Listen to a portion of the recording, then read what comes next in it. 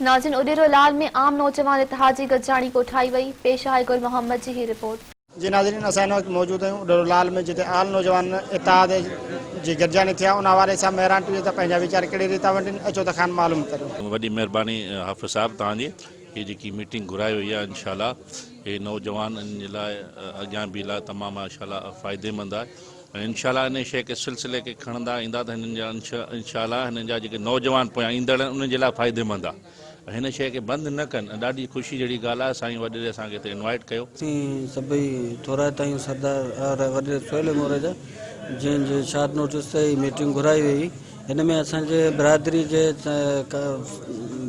जे मुख़्तलिफ़ इलाइक़नि मां जेके सखर सरियाल हिते पहुता ऐं उन्हनि इहो वचन कयो आहे त बिरादरी जे हर ख़ासि ऐं आम खे हर ॾुख तकलीफ़ में उनखे हाणे छॾिणो कोन्हे, जो बिल्कुलु मालिकी करणी आहे। ऐं असीं वरी बि थोराइता आहियूं असांजे साफ़ी बिरादरी जा, जिन असांखे कवरेज ॾिनी। ऐं अॼु इहो असां पाण में वचन कयो आहे त अल्हम्दुलिल्लाह असीं अॻु में बि हिकु हुआसीं, बहरहाल मुतहद कोन हुआसीं।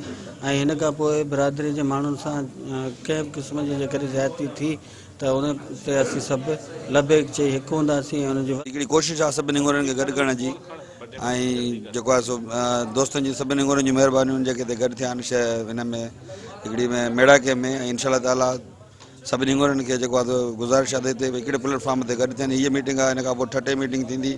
असां घोरनि जी जेको आहे मुख़्तलिफ़ ज़िलनि में कोशिशि आहे मीटिंग करे ऐं सभई घोरा गॾु कयूं, उनजे लाइ मीटिंग आहे। ख़ुशी आहे छो जो उमरा बरादर हिकिड़े प्लेटफॉर्म ते गॾु थिया आहियूं।